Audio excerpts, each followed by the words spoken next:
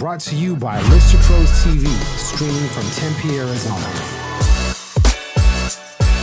And we're live in 5, 4, 3, 2, 1. Hey, good afternoon, everyone. It's Tia Moore here with NextView Home Professionals. So it's the NextView podcast. We have a very funny guest in the studio. At least he thinks he's funny. In the studio today, joining us is Chris Domanico with Overton Builders. We'll chat with him in a few minutes, but before we get started, I wanted to give a special thanks to some of our partners that help us make the podcast possible every week. The Oliver Whalen team at Nova Home Loans. Thanks, Justin and Ryan. I just talked to the guys today. You guys might be happy to hear that rates are down by like 0.3%. Better, right? So bonds, the price of bonds are going up, which is causing the rates to go down. So that's the reason for it. So we've seen that decrease ever since November 8th. So if you guys are looking to refinance, take out cash on your home, do some remodeling, or consolidate debt, contact Justin and Ryan. They can help you with refinance, and they can also help you with new home loans as well. Yvonne Hunter with Platinum Home Warranty. Thank you, Yvonne, for your help yesterday with that air conditioning report. They're not just for home warranty. They can help answer your questions either. They're more like a concierge service. So if you're thinking of what you can buy somebody for Christmas, think about a home warranty. That's an option. And then our preferred title company is Security Title. We recommend Elva Palmer at Security Title. She works through Jeremy Eaton. They have great customer service. They'll give you mobile notary. You can sign all of your closing docs within your home, as well as they have investor rates and multiple homeowner rates. So call Security Title for your next refinance or your new purchase. Put them down. Anyway, without further ado, let's get to know Chris Domanico. What's up, Chris? How you doing? Good. Good. So I'm going to tell everybody what you said. What's that? You said, let's skip all the fluff stuff and let's just get to it, which is totally you. Who, what, where, when? Let's go. So we're going to do that lightning round thing that I talked to you about, where I just hammer out some questions for you. I know you, but everybody else may not know you, so they can get to know you a little bit. For the record, Tia did sell us our first house in Arizona, so yes. It was a success. We're still in it. Woo-hoo. We love it, so we're good. It was a winner. That's a good thing. Yeah. So the next 2 weeks are both my clients are on the show. So you're on the show, and then next week I'm going to have another client, Jermaine Lafayette. Shout out to Jermaine and Nikki. They just had a baby last week. So anyway, you guys are going to be on. We're done having babies. Really? Yeah, that's it. Oh, man. Well, you have some good-looking kids, so. Thank you. Yeah, and thank you for inviting me to everything you guys do. Or thank Jackie. She's the one. I will. That does Although it. you only come to a quarter of it, but it's what? okay. I only didn't come to one thing. There was only one thing I didn't come to. Yeah, sometimes you're tardy, but it's all right. I'm always tardy, but We'll still invite you. But I come and we have a good time. That's it. And the last time I came, you were trying to be funny and started playing Bone Thugs. It had nothing to do with you. It did. You were like, oh, wait. That was us. All right, well, let's do our lightning round, and then we'll just chit chat. All right, fire. So that everybody doesn't get lost in our conversation. We know what we're talking about, but they don't. Okay. All right. So, what's the first thing you do when you wake up in the morning? First thing, obviously, probably like everyone else, look at my phone. What? Why do you do that? Like, see what time it is. Okay, well, that's a good reason. Do you use an alarm to get up? No. So you just wake up. 4:30-ish. Nice. What do you do when you wake up after you look at your phone? Look at my phone, look at emails, probably come up with a list of things to do on my notes. Nice. And then probably watch SportsCenter, drink a cup of coffee, shower, shave, get the kids ready. Is that pack before their lunch. or after you kick Juliana out the Well, that depends on who's in the bed at that time, which is the revolving door of the kids. But they are usually sleeping, actually. Okay, I'm just teasing anyway. I thought about the story. I can creep around the house without anyone. Very cool. What's your favorite music? Your favorite artist? Favorite artist? There's probably no artist, but song. I don't know. I like everything. Probably I like country. Although my wife would probably kill me because she hates it. What'd you listen to today? Like that you were like, yeah, I like this. Oh, that When I Taste Tequila song. Who sings that? Dan and Shay, I believe. You want some tequila, huh? No, it has nothing to do with tequila. Really? It's a love song. Oh, very cool. Does Jackie like that song too? Hates it. Okay. Actually, she said if it wasn't country, she would like it, which I don't know what that means. That's funny. Okay. All right.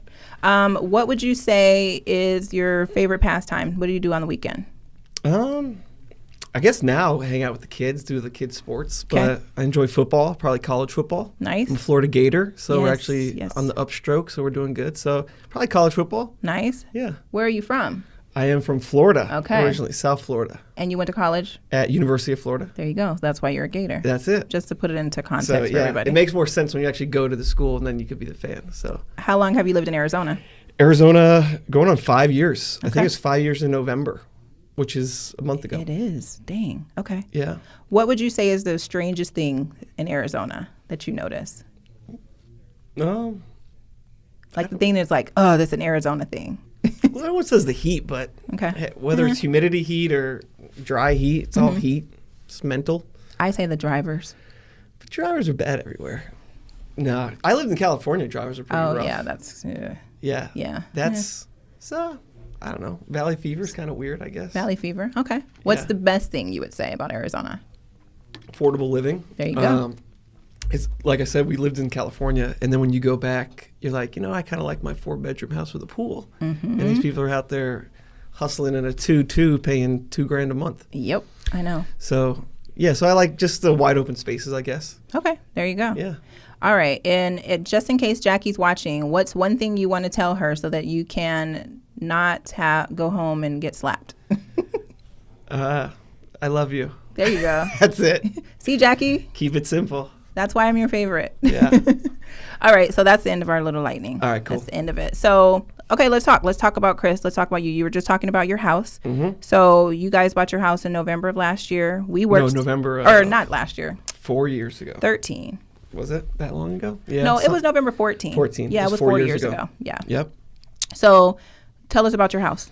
House, what is it? It is 4 2.5. Actually, we made, and it has a 5th room that was kind of a flex room that we made into a bedroom. So now it's a 5 2.5, about 3,000 square foot pool, 1/3 of an acre, sitting in the heart of Gilbert, right on Val Vista and Ray. What I find interesting, so let's talk about where you guys were as far as what you wanted in a house versus Sure. where you ended at in a house, because Okay. everybody starts at one place and they end in another. Yeah. So can we talk about that a little bit? Let's do it. Okay, so when you originally started looking for the house, you didn't want, what was it? You wanted 3 bedrooms. Was Yeah. it 3? Yeah, I think we only had 2 kids at the time. Okay. Yeah. And you didn't want as much space either. Right. Right? And then you ended up buying a house about almost 1,000 square feet bigger than you wanted. Yep. And the price higher than where you want it. Yeah. But you're happy you ended up going with Happy that wife, house. happy life. Yeah. No, but she actually got us to do it, go a little bit further, but with interest rates where they were, and we were also looking for a fixer-upper, which that didn't really pan out because the market was kind of crazy in that regard. So we didn't really get that. We got a house, but like everything else in Arizona, the house was built in 98. So the fixer-upper thing is kind of a weird model because right now, 98, all the houses are coming on 20 years old. So now you're looking at, it's not even more aesthetics. Now you got to think about roof, AC, all Yeah. those things. So we're actually in the market for 2 new AC units, but price tags are kind of hefty on them. I have a contact for you. You can contact Yvonne from Platinum that I mentioned. Okay. And they quoted one of my clients. We were in escrow, and the deal would have fallen out if we didn't replace the air conditioning. And they got us a pricing that was about $1,500 less than anybody else. Okay. So give her a call. I'll give you her number. We will. See, look at that. But the funny thing is, I have a problem though. Is the ACs are still working? Granted, they're old like tanks. Yeah. I think our energy bill in the summertime is over $600. That's crazy. But right now, energy bill's $100. Things are still working. Throwing a little heat in the morning, turn them off. The motivation isn't there. The motivation is not there at all. But I don't know. We'll see. Well, either way, you have a contact. Well, I'll give Yes. you a contact. Perfect. Yeah, because that's way too high. So, okay, so your house, you have a pool, which I love the layout because your pool is at the side of the house, so it's not taking up all the backyard Sure. space, or when you walk out of the patio, it's not like the first thing that you see. And so that's nice, especially when you have small children, right? Yeah. Yes. Did you forget you were on a podcast? No, I didn't know where the question was. No. Okay, so tell us about some of the things that you didn't like about the house because you did want to do some fixing up, and some of the things that you did because you didn't like it. To be honest with you, 4 years seems like forever ago. I know. But no, you kind of do things little by little. It's funny because me being a contractor, I do a lot of stuff myself. And then I look back at projects that I did. I say, how did I find the time to do that? Like, for instance, painting your house. Like, who does Right. that? But nonetheless. Well, it was a yellowish color Yes. on the outside. Yeah. And I know We Jackie did like did a not like brownish tan color, Yeah. kind of taupey. But yeah, no, so you kind of do things, but then life gets in the way, and then some of those other not as sexy things, i.e. roof, ACs, which are just big, because heck, 2 AC units are probably 15 grand. To do the new roof underlayment's probably looking at another 8 to 10 grand. So there's 40 grand right there. Yep. So you just have to kind of figure it all out. And all the houses in that East Valley area, I would say most of them are coming up on that 20-year mark. Yep. So that's when you have to look at buying a house where, all right, what's the roof look like? How many years I got on that? Yeah. And, you know, you could finance some AC, so that's not a big deal with 0 interest. So there's just a lot of things to go into. It's not just all about paint Aesthetics. colors and floors and that. That according to HGTV, it is. You could throw some shiplap on it, and it's all good. Yeah. I actually was on HGTV. I forgot about that. You That's were a right. while ago. Yeah, when I lived in California. Okay. So I was on the White Room Challenge, which was hosted by David Bromstad. And basically designers had to pick this white room, like, for instance, this room, but then you throw up all the sound, so you make it a sound studio. Yeah. But, yeah, so I was a on-camera carpenter for Nice. that. And then Design Star. There was a couple seasons of that. Nice. That was another thing. But Look at you As out in the- LA chasing the lights. as the carpenter, you're just literally the help. So That's funny. The designers are the other stars. Oh goodness, that's funny. Yeah. Okay. So, let's go back to your house just a little bit. So you guys, let me know if you want to talk about this. You guys bought your house at 330, I think. Was it 330? Something like that. Yeah. Can we talk about how much it appreciated Yeah. between now and then? Yeah, so 330, that was 4 years ago. 330, then with the down payment and everything, our note was sitting right around 300K. And then we actually refinanced maybe 8-9 months ago, right at the beginning of the year. So we refinanced. The house appraised for 454 or something or other. Were you happy about that? Yeah, super stoked. And so we actually pulled out some money and then paid off both the cars, or in the process, we paid off one, or in the process paid off the other one. So yeah, it was a great deal, great incentive. So you you led us into the promised land. Finally. That's oh my right. gosh. So a win. I will say this. I want to say the best thing about the people that I've worked with, everybody's seen appreciation on their houses. And I can't say I'm going to take all the credit for that, but because obviously you have to choose the house. But it does make me happy that we can work and collaborate to make the best choice, so that you're not sitting in the house 5 years later and you're like, okay, I've appreciated like 10 grand in these 4 years or 5 years or whatever. So that's always a win. Yeah, that was a win. Obviously, town of Gilbert is a great place to raise a family. All the houses seem to be doing great. Yep. Just the commercial now is kind of catching up with the residential, which Finally, is nice. yeah. Downtown Gilbert's cool. Santan's cool. There's some other interesting stuff going on in the East Valley next to the airport.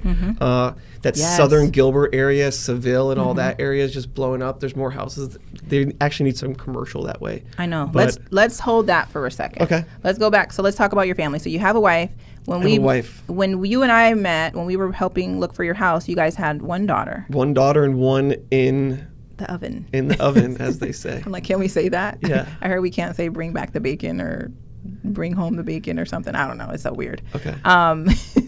You didn't see that? No. There was I saw an yes, article about that PETA. Yeah. and it said, don't say kill two birds with one stone. And like, I say that all Yeah. day because I'm always Why trying not? to like 'Cause do you're two always things. multitasking, Exactly. right. Like, I'm just trying to get stuff done. Sure. But anyway, whatever. Okay. So you have 3 kids. Yeah, girl, boy, girl. Girl, boy, girl. 6, 3. Actually, his 3-year-old's birthday is Saturday. Okay. Nice. What are we, Thursday? Birthday party at the zoo following weekend. Everyone wants to attend. Very nice. It's your own admission. Though. We're not covering it. But Seriously. I'm just kidding. And yeah, our youngest daughter is 1.5. She turns 2 in February. Very nice. Very nice. And then you have a dog, Rocco. We have a dog. Did you get a second dog? No. Oh, okay. One dog. He had like a seizure yesterday. He's a little screwed up. but Oh, man. He's all right. Okay. Sure. Yeah, he's on medication. Okay. Well, good. He should be all right. Hopefully Rocco will be all right. Yeah. All right. He's a good dog, too. He's good. Yep. All right. Everything's good. But now we're no more kids. We're done. We've run out of real estate. We have 3 bedrooms. They're all filled up. You're like, I don't want to move. We ain't going bunk beds. That's the next step. No, you can't. I did see some pretty cool bunk beds, though. They are. Like the built-in one. Or you could probably build something pretty cool, but you don't want to do all that. Yeah. Yeah. At this point. Yeah, no. You're like, I have Literally, other the projects. rooms are just a place to house the toys. That's what it comes because down they pretty to. much sleep with you guys, right? They don't sleep in their beds. That's the hardest part. Yeah. Yep, I get it. All right, well, let's talk about Overton. So you work with Overton Builders. Overton Builders, yeah. And tell us what you do with Overton. So Overton Builders, commercial general contractor located in Gilbert, Arizona. Been around for 14 plus years is when Mr. Overton started the company. I recently came on board with him, but my background's been entirely in commercial construction, as well as a lot of restaurant construction, retail construction in the hospitality field.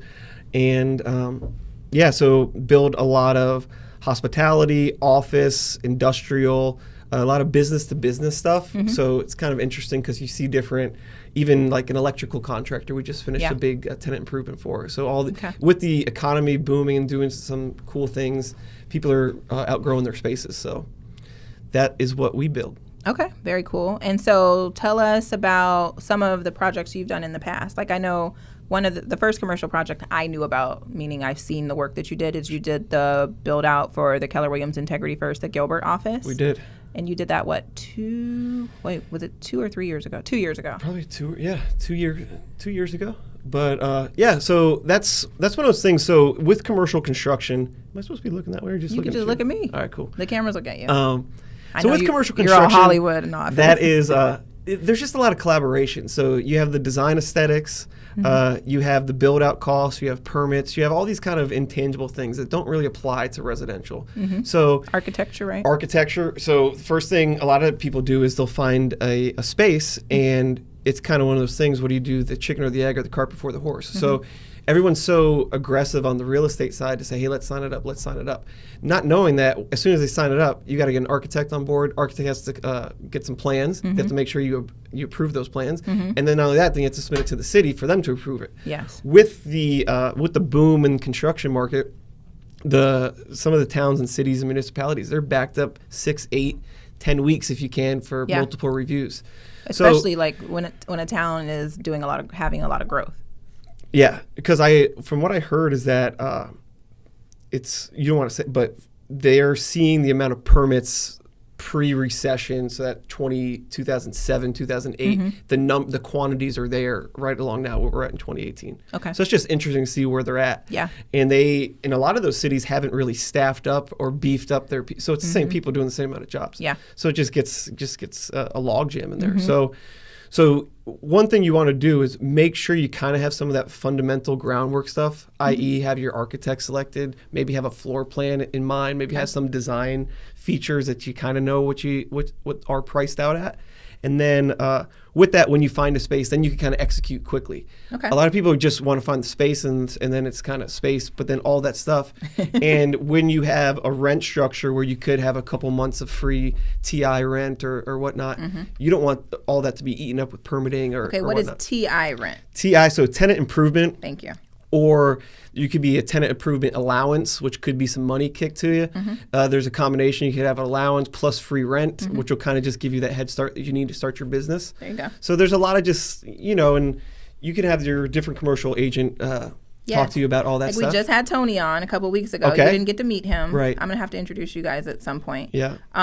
We've shot some emails back and forth. Okay, that's good. But you're going to meet in person. Sure. He's like the funniest person. Every morning, he comes to my door or comes to my window and he just like does this on the window. He's just weird in a good way.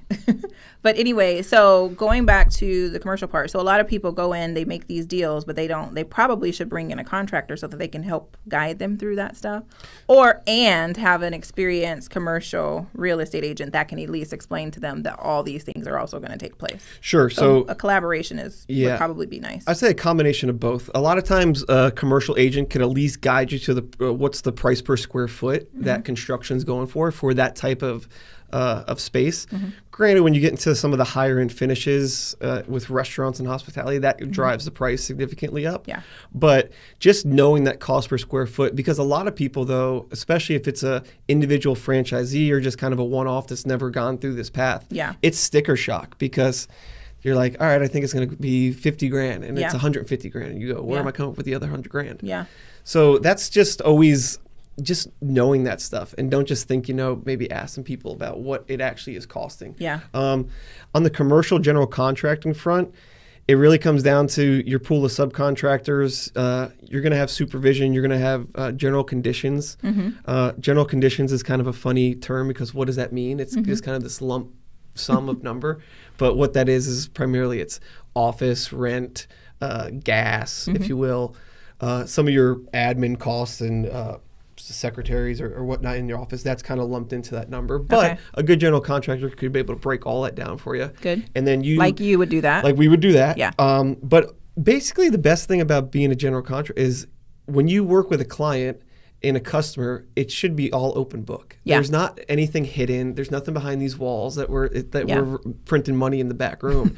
It honestly, every $10 that you give, probably $8.50 is going out the other door to subcontractors, trades, materials, all those different things. So Got it. There's not huge profit. I would say a good general contractor should be between their general conditions and overhead and profit should be into that 12 to 16% range of your total project. Okay. So that's just kind of good numbers to chew on. Good idea. Okay.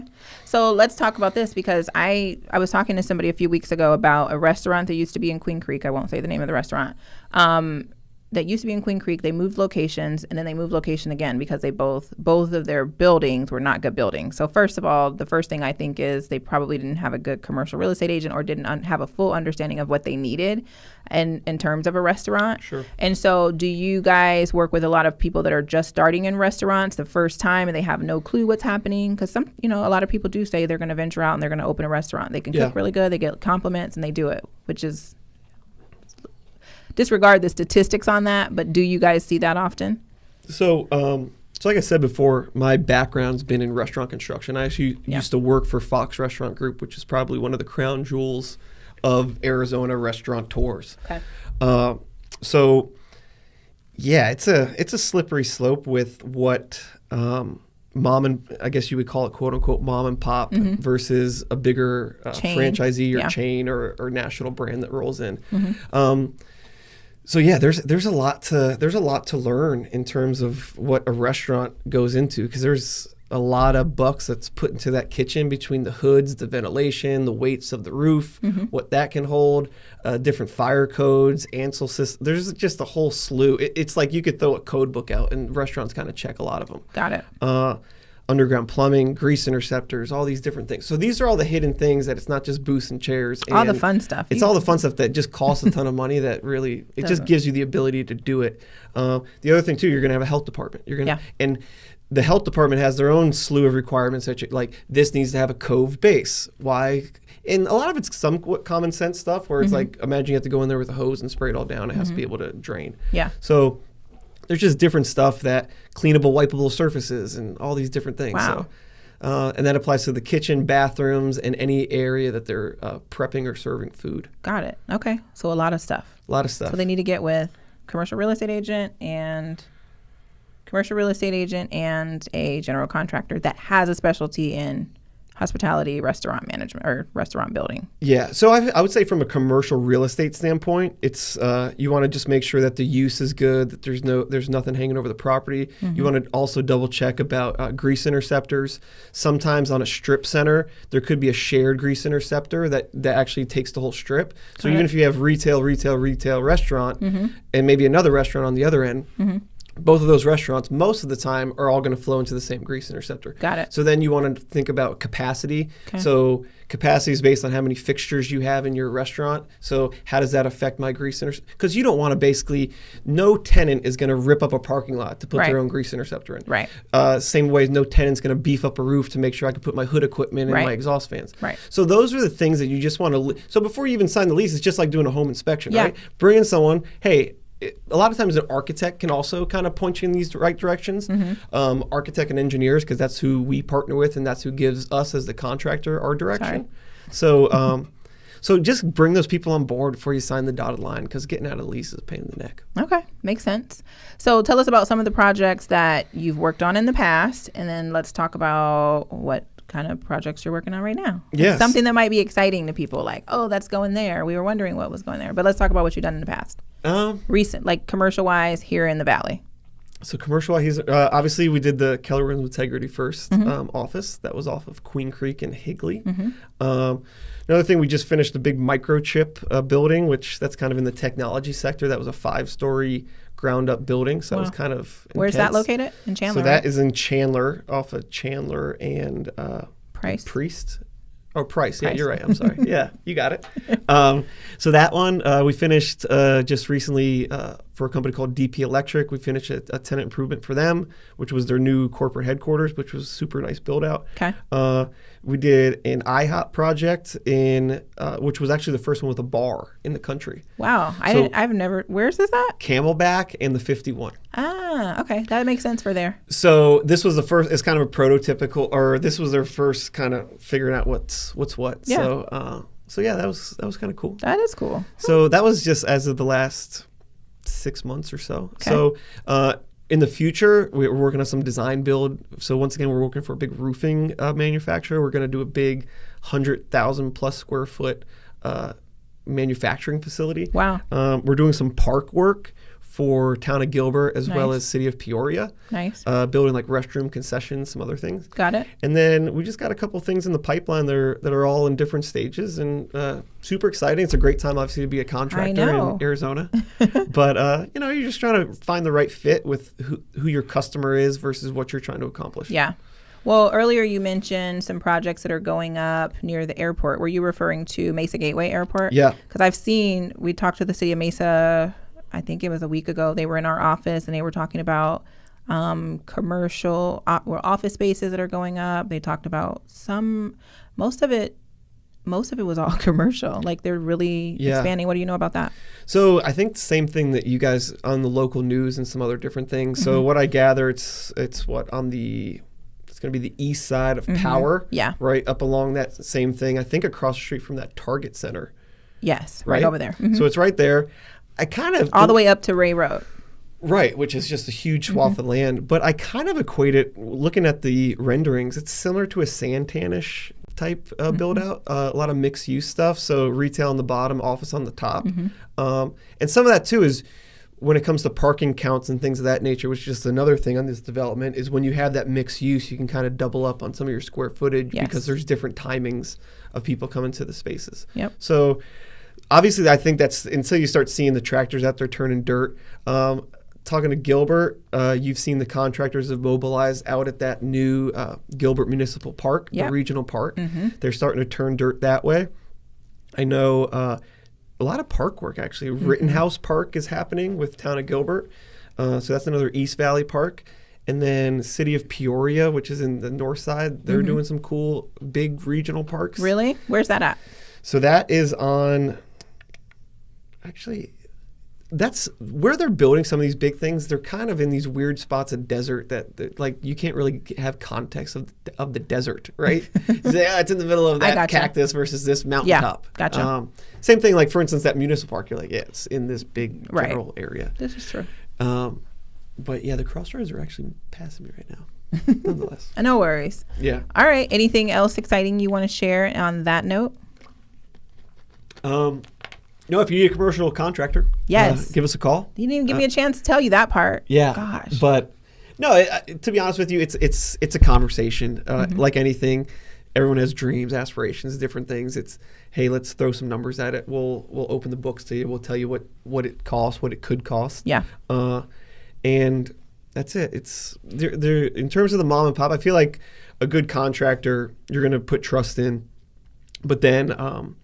But it's trying to accomplish your dreams of what you're trying to do. So as long as you have trust that we're doing the right thing, then you're going to get to that side. And like anything else, you get what you pay for. So you could save the pennies and dollars at the front end. And it's just going to cost you thousands on the back end because what you're trying to do is ring that register as quickly as possible. So get someone that's a pro on the front end. They're going to execute the project. There's not going to be any stuff that you're like, oh.